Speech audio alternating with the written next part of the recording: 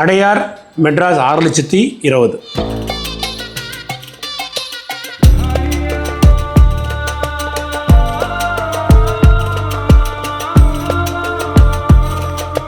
சென்னையோட வரலாறுல ஒரு முக்கியமான திருப்பம் எங்க நடந்துச்சுன்னு பார்த்தா அது அடையாறு தான்.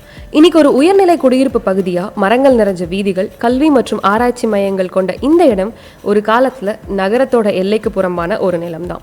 அடையாறுங்கிறது ஒரு ரிவர். மெட்ராஸில் வந்து 3 ஆறுகள் இருக்குது. கொசஸ்தலியார், கூவம், அடையார். அடையார் தான் தெற்கில் இருக்குது. ரொம்ப தள்ளி ரொம்ப நாளாக மெட்ராஸுக்கு பார்டராக இருந்துச்சு. பக்கமே மக்கள் போக மாட்டாங்க. அதை ஒட்டி வடக்கு கரையில் ரொம்ப இடங்கள் வர ஆரம்பிச்சிருச்சு. ராஜா அண்ணாமலைபுரம் வந்துருச்சு, அதே மாதிரி மந்தவள்ளி வந்துருச்சு, நிறைய இடங்கள் வர ஆரம்பிச்சிருச்சு, நந்தனம்லாம். ஆனால் இந்த ஆற்றை கடந்து மக்கள் போக ரெடியாக இல்லை. அது ஏன்னு யாருக்குமே தெரியாது. ஏன்னா அந்த பிரிட்ஜ் வந்து 1860 வந்துருச்சு. எலிஃபன்ட் பிரிட்ஜ்னு பிரமாதமாக இன்ஜினியர் பண்ண பிரிட்ஜ். அந்த பிரிட்ஜ் வந்துட்டு அது கவர்னர் பேரில் வச்சு அவங்க பாப்புலரைஸ் பண்ணாலும் யாரும் அந்த பக்கம் போக ரெடியாக இல்லை. அந்த பக்கம் வேட்டையாடுறதுக்கு மட்டும் வெள்ளைக்காரங்க போயிட்டு வருவாங்க. அது தவிர அந்த பிரிட்ஜ் வேஸ்ட்டாகவே இருந்துச்சு. ஸோ மெட்ராஸ்குள்ளே இருக்க ஒவ்வொரு ஏரியா மூடி அவங்க ஒரு நகர் ஃபார்ம் பண்ணால் கூட யாருமே அடையாரை தாண்டி போகிறதுக்கு ரெடியாக இல்லை. இந்த ஆறு தாம்பரம் பக்கத்தில் தொடங்கி சுமார் 42 கிலோமீட்டர் பயணம் செஞ்சு பெசன் நகர் பக்கத்தில் இருக்க கடலில் கலக்குது. ஒரு இவ்வளோ சின்ன ரிவருக்கு இவ்வளோ அகலமான பிரிட்ஜ், இவ்வளோ அகலமான ஒரு பெட் இருக்குன்னு யாருமே நினைக்க மாட்டாங்க. ஸோ அது வெள்ளம் செம்பரப்பாக்கத்தை திறந்து விடுறப்ப அது வெள்ளம் வரும் பாருங்கள், அது எல்லாத்தையும் மூழ்கடிச்சு அவ்வளோ வைடாக ஓடும். ஸோ அந்த பீக் யூசேஜுக்காக தான் அவ்வளோ பெரிய பிரிட்ஜ், அவ்வளோ பெரிய ரிவர். அடையார் நடுவில் ஐலண்ட்ஸ்லாம் இருக்கும். பெரிய ஐலண்ட் அஃப்கோர்ஸ் இந்த குவிபிள் ஐலண்ட், எம்ஆர்சி நகர்னு சொல்கிறது. நடுவில் இன்னொரு இன்ட்ரெஸ்டிங் ஐலண்ட் இருக்கும். சின்னதாக ஆள் நடமாட்டம் இல்லாமல் ஒரு ஏக்கருக்கு ஒரு ஐலண்ட் இருக்கும். அது பேர் வேல் ஐலண்டு பேர். திமிங்கில தீவு. அது ஏன் அது வேல் மாதிரியே இருக்கும் பார்க்க, அதனாலயா இல்லாட்டி ஏதாவது வேல் வந்து ஒதுங்கி இருந்துச்சான்னு தெரியாது. வேல் ஐலண்டு மேப்பில் மார்க் ஆகிருக்கும். அடையாருக்கும் கூவத்துக்கும் என்ன டிஃப்ரென்ஸ்னால், கூவம் வந்து வெள்ளைக்காரனோட அந்த இம்பீரியல்ஸை பொறுத்து பெரிய பெரிய கட்டிடம், அப்படியே மக்களை அவன் இம்ப்ரெஸ் பண்ணணும், நான் தான் உங்களுக்கு ராஜான்னு இம்ப்ரெஸ் பண்ணணும், அந்த மாதிரி கட்டடங்கள், பொது கட்டடங்கள்லாம் இருக்கும். அடையார் வந்து ஃபுல்லாகவே இந்தியன்ஸை பற்றி, அவங்களோட ஆஸ்பிரேஷன்ஸ், அவங்களோட ஆசைகள், அவங்களோட எதிர்காலத்தை பற்றி அவங்க என்ன நினைக்கிறாங்க, அந்த மாதிரி அடையாரை ஒட்டி இருந்தது ஃபுல்லாகவே இந்தியர்களோட கான்ட்ரிபியூஷன் மெட்ராஸ் ஹிஸ்ட்ரிக்கு என்ன இருக்கோ அது ஃபுல்லாகவே அடையார் கரையில் ரொம்ப ஜாஸ்தியாகவே இருக்கும். அடையார்னு ஏன் பேர் வந்துச்சு நிறைய பேர் யோசிப்பாங்க. ரொம்ப நாள் இந்த ஆற்றுக்கு பேரே கிடையாது. நம்ம பக்கத்தில் ஜன நடமாட்டமே இல்லை, அதனால பேர் இல்லை. இந்த ரிவர் போய் கடலில் சேராது, கடைசியில் மணல் திட்டு வந்து மூடிடும். ஸோ ரொம்ப வெள்ளம் இல்லாட்டி செம்பரம்பாக்கத்தை திறந்து விட்டால் தான் இந்த தண்ணி அப்படி போகும். அது கூட நம்ம வந்து இப்போ அவங்க வந்து பொக்லைன் வச்சு தோண்டி விடுறாங்க, அப்போ தான் போகும் அந்த புரோக்கன் பிரிட்ஜ் பக்கத்தில். ஸோ அதனால கடலை அடையாத ஆறு, இல்லாட்டி அடையும் ஆறு, பிளாக் ஆறு ரிவர், அந்த மாதிரி தான் பேர் வந்திருக்கும். அதோட முகத்வாரத்தில் உருவாகும் ஈஸ்வரி இந்தியாவோட முக்கியமான நகர்ப்புற ஈரநில அமைப்புகளில் ஒன்று. இங்கே 100க்கும் மேற்பட்ட பறவை இனங்கள் பதிவாகி இருக்கு. இது ஒரு பயோடைவர்சிட்டி ஹாட்ஸ்பாட்டாக கருதப்படுது. பட் பழைய கல்வெட்டுகளில் இது வால்மீகி ஆறுன்னு ஒரு பேர் இருக்குது. வால்மீகிக்கு 2 சம்பந்தம் இந்த ஆரத்தோட. பக்கத்தில் இருக்க திருவான்மையூரில் அவர் இருந்தாருன்னு சொல்லுவாங்க. அதே மாதிரி அப்பர் ரீச்சஸில் திருநீர்மலையை சுற்றி தான் இந்த ஆறு வரும். திருநீர்மலையில் வந்து வால்மீகி ராமாயணத்தை முடித்தோன்னா வந்து கும்பிட்ட முதல் கோயில்னு திருநீர்மலையை சொல்லுவாங்க. அடையாறில் ஒரு பெரிய ஆலமரம் இருக்குது, 1 ஏக்கர். அதோட மற்ற விழுதுகள்லாம் சேர்ந்து பார்த்தீங்கன்னா 1 ஏக்கருக்கு ஒரே மரம் இருக்கும். மெட்ராஸ்லேயே பெரிய மரம் தான். 450 வருஷம் அது ஓல்டுன்னு கணக்கு போடுறாங்க. அது அவங்க வாங்குறப்பே ஹடல்ஸ்டன் கார்டன் வாங்குற 240 ஏக்கர் வாங்குறப்பே அது உள்ளே இருக்குது.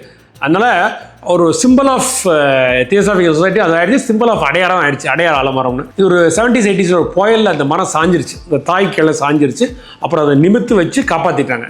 அதில் முக்கியம், அதில் ரொம்ப பேருக்கு இந்த மரம் ரொம்ப பிடிக்குமா. ரவீந்திரநாத் தாகூருக்கு இந்த மரம் ரொம்ப பிடிக்குமா.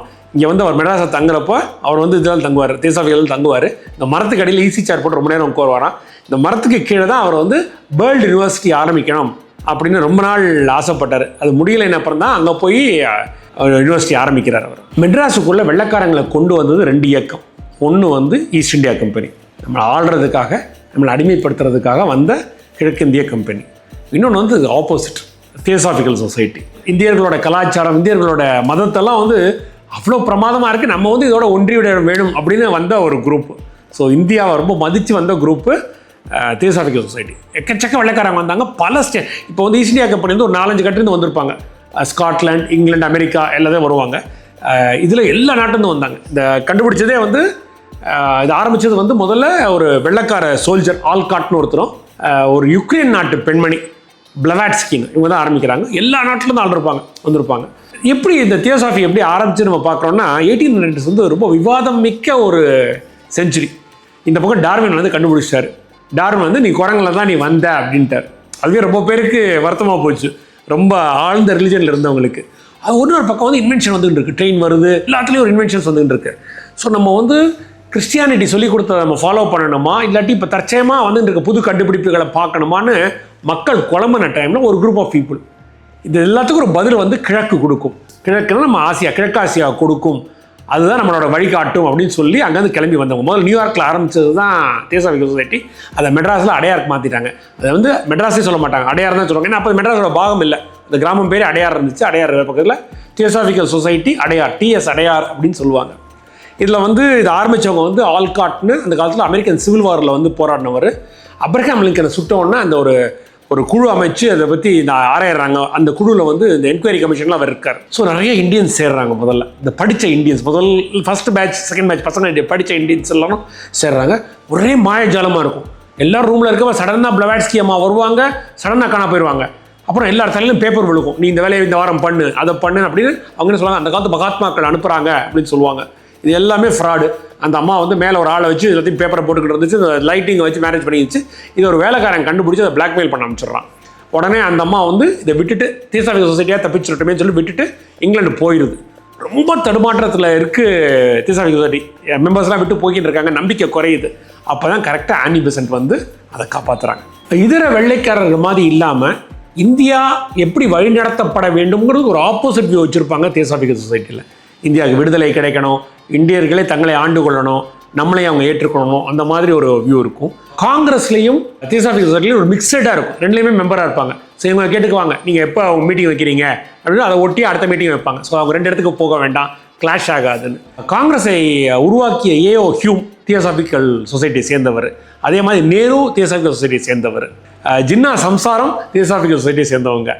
காந்தி வந்து பிளவாட்ஸ்கி, நான் மெட்ராஸ்லேருந்து போன பிளவாட்ஸ்கியை போய் லண்டனில் பார்த்தேன்னு எழுதுவார். ஸோ இவங்களோட கோட்பாடுகள் எல்லாமே ஒரே மாதிரி இருந்துச்சு, ஃபீலிங்ஸ் ஒரே மாதிரி இருந்துச்சு. எல்லாம் இந்தியா விடுதலையை நோக்கியே இருந்துச்சு. மதத்தை பற்றி ஆன்மீகத்தை பற்றி மட்டும்தான் தியோசாபிக்கல் பேசுனதில்லை. அதாவது இதர விஷயங்கள் நிறைய விஷயங்கள் நடந்தது. முக்கியமான விஷயம் இந்திய விடுதலை. அதை தூண்டி விட்டது தியோசாபிக்கல் சொசைட்டி. முதல்ல அரஸ்டானது வந்து இந்தியர்கள் கிடையாது. 3 தியோசாபிக்கல் சொசைட்டி மெம்பர் தான் முதல்ல இந்திய விடுதலை கேட்டு அரெஸ்ட் ஆகிறாங்க. அவங்க வந்து வாடியா, ஆனி பெசன்ட், அருண்டேல், அவங்க தான் அரெஸ்ட் ஆகிறாங்க. ஆனால் ஆன்மீகத்துக்கும் அரசியலையும் அப்பாற்பட்டு பல விஷயங்கள் தியோசாபிக்கல் சொசைட்டி மெட்ராஸுக்கு கொடுத்துருக்கு. ஸ்கவுட்டிங் மூவ்மெண்ட், மாண்டிசரி கல்வி, மிட் டே மீல் மாதிரியான திட்டங்களும் பரதநாட்டியமும் இங்கே உருவானது தான். ஸோ இந்த மாதிரி பல வேலைகள் அங்கே இருந்தவங்க வந்து ஆன்மீகத்தை மட்டும் பார்க்காம இதர டைமில் மற்ற வேலைகளையும் பார்த்தனால மெட்ராஸ் ரொம்ப இதனால் பெனிஃபிட் ஆனிச்சு. அடையார் பிரிட்ஜை தாண்டினோடனே மலர் ஹாஸ்பிட்டலுக்கு இருக்க வசந்தா பிரஸ் ரோடுன்னு இருக்கும். யாரும் இந்த வசந்தான்னு எல்லாருமே யோசிப்பாங்க. வசந்தாங்கிறது ஆனி பெசன்ட். ஆனி பெசன்ட் தன்னை ஒரு இண்டியனைஸ் பண்ணிக்கணுங்கிறதுக்காக நம்ம லோக்கல் பேர் வச்சுக்கணுங்கிறதுக்காக வசந்தான்னு பேர் வச்சுக்கினாங்க. தியோசாபிக்கல் ஸ்கூலில் இன்றைக்கி கூட ப்ரேயர் வந்து தேவி வசந்தேன்னு ஒரு பாட்டு இருக்கும். பாபநாசம் சிவன் எழுதுனது, வசந்தா ராகத்தில் எழுதுனது. ஸோ அது ஏன் இப்படி வந்துச்சுன்னா, ஸ்டாண்டர்ட்னு ஒரு மேகசின் நியூஸ் பேப்பரை டேக் ஓவர் பண்ணி அதை நியூ இந்தியான்னு ஒரு மேகசினை நடத்துகிறாங்க ஆனி பெசன்ட். அந்த காலத்தில் வந்து நீங்கள் வெள்ளைக்காரனுக்கு அகேன்ஸ்டாக எழுதினீங்கன்னா உங்கள் இடம் வந்து பறிமுதலாயிரும். ஸோ இவங்களால சொசைட்டிக்கு பிரச்சனை வர வேண்டாம், இவங்க பிரசிடென்ட் இருந்தாங்க தியோசாபிக்கல் சொசைட்டிக்கு, பிரச்சனை வர வேண்டாமேன்னு சொல்லிட்டு சொசைட்டியை ஒட்டின ரோட்டில் அவங்க வந்து ப்ரெஸ் ஆரம்பிக்கிறாங்க. அதனால வசந்தா ப்ரெஸ் ரோடுன்னு பின்னால் காலத்தில் அதுக்கு பேர் வர ஆரம்பிச்சிருச்சு. தியோசாபிக்கல் சொசைட்டி மெம்பர்ஸ் வந்து இதர வேலைகள் ரொம்ப பேர் பார்ப்பாங்க. அவங்க நடத்துகிற ஸ்கூலில் டீச்சர்ஸாக வருவாங்க. அதில் ஒரு டீச்சராக வந்தது தான் மார்கரெட் கசின்ஸ்னு. அவங்க வந்து இங்கிலாண்டில் சஃப்ரஜெட் மூவ்மெண்ட்டில் ரொம்ப ஆக்டிவாக இருந்தாங்க. அதில் பெண்களுக்கு வாக்கு வேண்டுங்கிற மூவ்மெண்ட்டில் இருந்தாங்க. அவங்க இங்கே வந்தப்போ தியோசாபிக்கல் சொசைட்டிக்கு வந்து மதனப்பள்ளி ஆந்திராவில் ஒரு ஸ்கூல் இருந்துச்சு, அங்கே போய் டீச் பண்ணாங்க. டீச் பண்ணுறப்ப ரவீந்திரநாத் தாகூர் வந்து தங்குவார். அவருங்க தங்குறப்போ அவர் வந்து அப்போது தேசிய கீதமாக இப்போ இருக்கிறது வந்து ரிசைட் தான் பண்ணுவார், ஒரு பாடல் மாதிரி இருக்காது. இதுக்கு ஒரு டியூன் போடட்டுமா அப்படின்னு சொல்லிட்டு மார்கரெட் கசின்ஸும் அவங்க ஹஸ்பண்டும் சேர்ந்து போட்ட டியூன் தான் ஜனகணமன டியூன் நம்ம யூஸ் பண்ணுறது. கடைசி காலத்தில் மார்கரெட் கசின்ஸ் ஃபுல்லாகவே அடையாறில் தியோசாபிக்கல் சொசைட்டியில் இருந்து செத்து போனாங்க. அடுத்த தலைமுறையை முன்னேற்றம் வேண்டும்னு ரொம்ப முக்கியமாக தியோசாபிக்கல் சொசைட்டிக்கு ஆசை உண்டு. அதனால் நிறைய ஸ்கூல்ஸ் நடத்துகிறாங்க. ஸ்கூலிங்கை பற்றி ரொம்ப இன்ட்ரெஸ்ட் உண்டு. எஸ்பெஷலி அருண்டேல் பிரசிடென்ட்டாக இருந்த ஆனி பெசன்ட்க்கு அப்புறம் பிரசிடென்ட்டாக இருந்த அருண்டேலுக்கு ரொம்ப இன்ட்ரெஸ்ட் உண்டு. அருண்டேல் நல்ல இட்டாலியில் ஒரு அம்மா வந்து நிறைய வேலை பண்ணுது ஸ்கூல்ஸ், சின்ன பசங்க ஸ்கூல்ஸை பற்றி அதை கூட்டியாந்து இங்கே வேலையை பண்ண வைக்கணும் அப்படின்னு சொல்லிட்டு மாண்டசரியை கூட்டியாராங்க.